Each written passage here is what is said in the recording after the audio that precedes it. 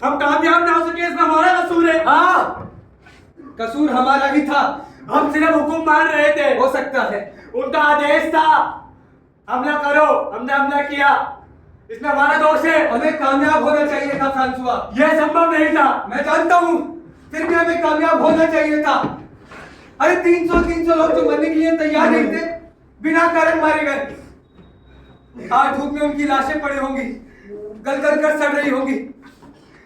यही है हमारा कसूर। हमारी गलती की वजह से गांव में फौजी है, लाशें हैं और पत्थर है, और कुछ बाकी नहीं बचा। उन चीखों को साथ लिए मरना कितना भयानक है, जो अब तक मेरे कानों में गूंज रही है।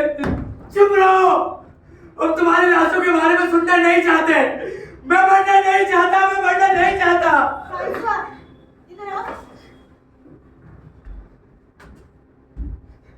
इधर देख, मेरी तरफ देखो।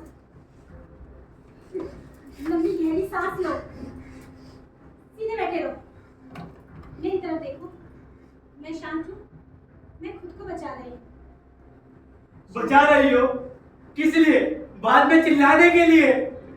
वक्त बहुत कम रह चुका है और मैं एक साथ हर जगह लेना चाहता हूँ। बैठे रहो, बैठे रहो। मुझे घूमने दो। मैं रुकता हूँ तो मेरा सर चकराने लगता है और मैं सोचना नहीं चाहता। मेरे मुट्ठी पर से आओ। लूसी, ये सब कितना भयानक है ना। मैं तुम लोगों के चेहरे नहीं देख सकता, मुझे उनसे डर लगता है। तुम ठीक कह रहे हो, ये सब बहुत मुश्किल है और इन सब के लिए तो अभी तुम बहुत छोटे हो। काश मैं पहले की तरह मुस्कुरा सकती और कहती, नन्हे फ्रांसुआ, मेरे प्यारे भैया। नहीं होगा, उन्होंने मुझे भीतर तक सुखा दिया है। मुझे मत छोड़ो, मैं अपने आप पे शर्मिंदा हूँ। सुनो, एक आदमी है जो तुम्हारी मदद कर सकता है, हम सबकी मदद कर सकता है। और सच पूछो तो मैं अकेली नहीं हूँ, जॉन है मेरे साथ। जॉन? हाँ हाँ, वो नोवेल के रास्ते पर है और वो पकड़ा नहीं गया है, और कल हम में से वही अकेला होगा जो बचा रह जाएगा।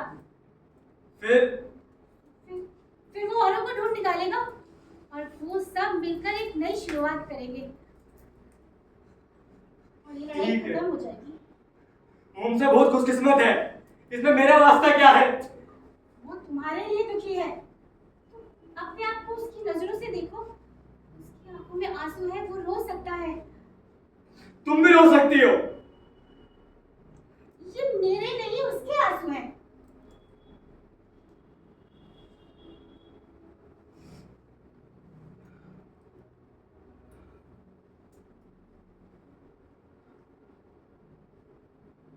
क्या हुआ? आवाज सुनी?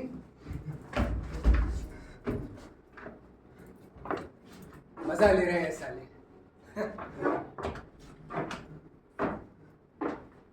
मोटी क्यों? मुझे लगा वो हमें लेने आए। नहीं, वो इतनी जल्दी नहीं आएंगे। क्यों? उनका ख्याल है इंतजार हौसला पस्त कर देता है। कितना गलत ख्याल है। गलत? इंतजार करना और सोचना मजाक नहीं है। मानता हूँ, लेकिन इससे अपने ऊपर काबू पाने का वक्त मिल जाता है। मैं तुम्हें बतलाता हूँ, जब मेरा इन सब से वास्ता पड़ा था, उन्होंने मुझे सुबह 4 बजे गिरफ्तार किया। थोड़ी और सख्ती बढ़ते तो मैं भग देता, लेकिन उन्होंने कुछ पूछा ही नहीं। अचानक 10 रोज बाद उन्होंने पूरा जोर लगा दिया। तब तक काफी देर हो चुकी थी, हैरानगी खत्म हो चुकी थी। क्या क्या उन्होंने पीटा था? हाँ, मुक्कों से? मुक्के भी लाते भी। क्या तुम बताना चाहते थे? नहीं, बिल्कुल नहीं। जब तक वो पीटते तब तक सब ठीक रहता। वो पीटते रहते और मैं पिटता रहता, और दीवार के पीछे कुछ औरतें गाना गाती। वो गाना मैं आज तक नहीं भूल पाया। वो गाना था, आम से ढल चुका है आधा दिन, किससे मिलने चला है आधा दिन, आस की आहटें छुपाए हुए खिड़कियों में सजा है आधा दिन। जब तक वो पीटते तब तक सब ठीक रहता। सच? सब ठीक रहता है। हाँ, अगर वो कोहनी और टखनों पर मारे तो? ऐसा नहीं। सॉर्बियर, क्या है? उनसे डरो मत, उनके भेजे में कुछ नहीं है। मैं अपने आप से डर रहा हूँ। क्यों? अगर वो अपने औजार इस्तेमाल करे तो? अगर वो हरामजादगी पर उतर आए तो? मेरा ख्याल है मैं खुद पर जोर डालकर सह लूंगा। मैं सोचूंगा एक पल और, एक पल और। क्यों? ये तरीका ठीक है? सच पूछो तो तरीका कोई नहीं होता। तुमने क्या किया था? तुम लोग चुप नहीं रह सकते। तुम्हें क्या लगता है कि इस तरह से तुम इस बच्चे की कोई मदद कर रहे हो और घबरा क्यों रहे हो? वो लोग जल्दी ही बता देंगे कि क्या करना है। हमें परेशान मत करो लूसी। अगर ये सुनना नहीं चाहता तो कानों में उंगलियां डाल ले। और मैं क्या करूं? मैं भी अपने कान बंद कर लूं? मैं तुम्हारी बातों को सुनना नहीं चाहती, क्योंकि तुम्हारे शब्दों को सुनकर मैं तुमसे नफरत नहीं करना चाहती। तुम्हें हिम्मत के लिए शब्दों का सहारा चाहिए। मैंने जानवरों को मरते हुए देखा है, खामोश मौत। मैं तो जैसी मौत मरना चाहती हूँ। मरने की बात कौन कर रहा है लूसी? हम तो बस ये जानना चाहते हैं वो पहले क्या करेंगे। मैं उन सब चीजों के लिए तैयार रहना चाहता हूँ। मैं तैयार नहीं रहना चाहती। मैं सारी तकलीफें 2 बार क्यों सहूं? और को देखो कितने मजे से सोया है। आप लोग भी सो क्यों नहीं जाते? सो जाओ और वो लोग मुझे आकर जगाए। मुझसे नहीं होगा लूसी। सॉर्बियर, मैं तुम्हें समझ नहीं पा रही। मैं ठीक हूँ, मैं बिल्कुल ठीक हूँ। बस थोड़ी सी घबराहट है। मैं एक स्कूली बच्चे की तरह घबरा रहा हूँ। हर इंसान को अपने बचाव की जी तोड़ कोशिश करनी चाहिए। अरे मैं गफलत में पकड़ा जाऊं तो कुछ नहीं कर पाता, लेकिन एक बार मैं चीज को समझ पाऊं, उसे पहचान पाऊं, तो मेरा हौसला दोगुना हो जाता है। मेरा कसूर नहीं है, मैं हर काम तरकीब से करने का आदी रहा हूं। लूसी, तुम मुझे अच्छी लगती हो, पर मैं जैसे बिल्कुल अकेला पड़ गया हूं। तुम कहती हो तो मैं चुप रहूंगा। बोलने दो ना, कुछ शोर तो होता है। अगर मैं बर्दाश्त न कर पाया और भग पड़ा तो मैं नहीं समझता कि मैं अपना दिल बहला पाऊंगा। देखो, जब तक आदमी खुद न बर्दाश्त कर ले कोई कुछ नहीं कह सकता। मुझे तो लगता है मैं खुद को गोली मारना पसंद करूंगा और मैं खुद को बहलाना पसंद करूंगा। फ्रांसुआ, ये फ्रांसुआ फ्रांसुआ क्या होता है? इस सब के लिए तुमने मुझे आगे किया था। तुमने कहा था रईस केस को आदमियों की जरूरत है। तुमने ये तो नहीं कहा था कि हीरो चाहिए। मैं बता दूं मैं हीरो नहीं हूँ। मुझसे जो कहा गया मैंने किया। मेरे पास बंदूकें बांटे और स्टार बांटे, और तुम लोग कहते थे बड़ा शादी ब्याह का हो, लेकिन ये किसी ने बताया था अंत क्या होगा? मैं कहता कहा के कह सकता हूँ, मुझे बिल्कुल मालूम नहीं था मैं किस चक्कर में फंस रहा हूँ। आप में जल के मरने वाली बच्ची के लिए तुम्हें दुख है, तुम ये कहते हो। उसकी मौत हमारी वजह से हुई। वो जलते हुए सिगारों से उन्होंने मुझे दागा और मैं कुछ बच गया। तुम तो कहोगे कायर था और बंदूक मेरी ओर कर दोगे, वरना पीठ में गोली मार दोगे। लेकिन मैं बता दूं, वो उस बच्ची से सिर्फ थोड़ा सा बड़ा हो। फ्रांसुआ, मैं सिर्फ अपनी बात कर रहा था। फ्रांसुआ, देखो तुम्हारी कोई ड्यूटी नहीं है, कोई ड्यूटी भी नहीं और कोई जिम्मेदारी भी नहीं। आदमी जितना कर सकता है जरूर करे, कम से कम तकलीफ सहे। तरीका कोई भी हो, फर्क नहीं पड़ता। ठीक कहा तुमने, तरीका कोई भी हो, सचमुच कोई फर्क नहीं पड़ता। चीखो, चिल्लाओ, आंसू बहाओ, यादाश्त पर जोर डालो, मगर कुछ फायदा नहीं होगा, कुछ फर्क नहीं पड़ेगा। हमारे छोटे मोटे मुखबिर यूं ही गुमनाम रहेंगे, शायद यही बेहतर है। लेकिन कौन जाने तुम चाहते क्या हो? कोई नाम, कोई पता जिसे तुम बतलाने से इनकार कर सको? मुझे नहीं मालूम। मुझे यह भी नहीं मालूम कि मैं चुप भी रह सकूंगा। तो क्या करोगे? मुझे नहीं पता। मुझे मालूम था वो एक दिन मुझे पकड़ लेंगे और अपने आप को एक दीवार के सहारे अपने सामने खड़ा पाऊंगा। मैं अपने आप से पूछता, क्या बर्दाश्त कर सकोगे?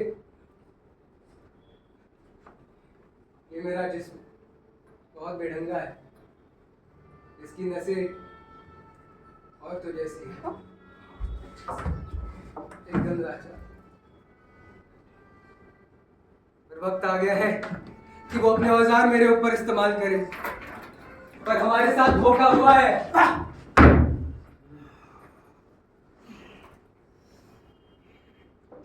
संगीत खत्म हो गया।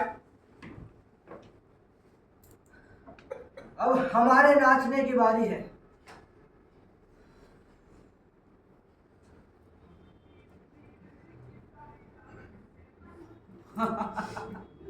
खामा का चौंका दिया।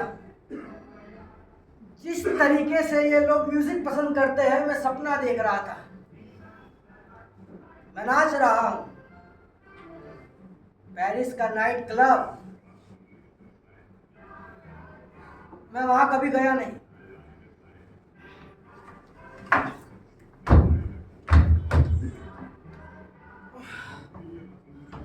तो तुम सब यहाँ हो।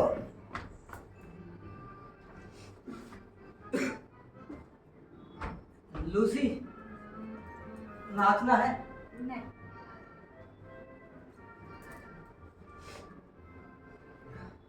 क्या बजा? 3, 5, 6, 9।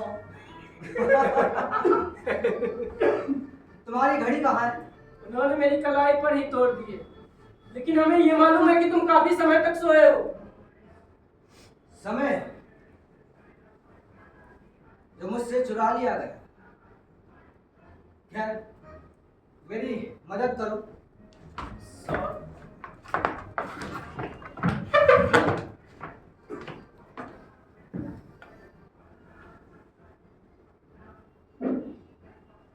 हाँ, धूप के हिसाब से 5 ही होंगे। लूसी, तुम ठीक कहती थी। टाउन हॉल अभी भी जल रहा है। ओह, तुम सचमुच नाचना नहीं चाहती? और मुन्ना को क्या हुआ? बीमार है, 8 दिन से सोया जो नहीं। पता नहीं तुम कैसे सो पाए। बस सो गया। मैं इतना अकेला महसूस कर रहा था कि मुझे नींद आ गई।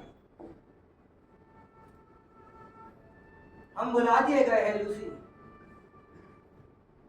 हमें सारी दुनिया ने भुला दिया है। बेचारा मुन्ना, ये हमने क्या किया? क्या फर्क पड़ता है? कहीं कुछ गलत हुआ है। मैं अपराधी जैसा महसूस कर रहा हूँ। तुम भी? मैंने सोचा मैं अकेला हूँ यहाँ पर। नहीं, मैं भी गिल्ट महसूस कर रहा हूँ, लेकिन इस गिल्ट का फायदा क्या है? मैं अपराधी होकर मरना नहीं चाहता।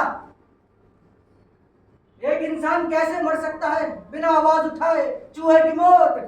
बकवास है ये बस। बकवास? हर इंसान को अपनी मौत के बारे में सोचने का पूरा हक है। हमारे पास इस वक्त और है ही क्या? अच्छा, जरूर है। बचा सकते हो, बचा सकते हो, बचा सकते हो तो बचा लो। इजाजत के लिए शुक्रिया मेरे दोस्त, लेकिन तुम भी अपना आप को बचाओ। हमारे पास वक्त ज्यादा नहीं है। क्यों? मेरा बचाव क्यों? किसको फायदा होगा? नहीं, ये मेरा अपना निजी मामला है। ठीक है, तुम्हारा अपना निजी मामला है तो... मैं अपने निजी मामले में किसी की दखल अंदाजी पसंद नहीं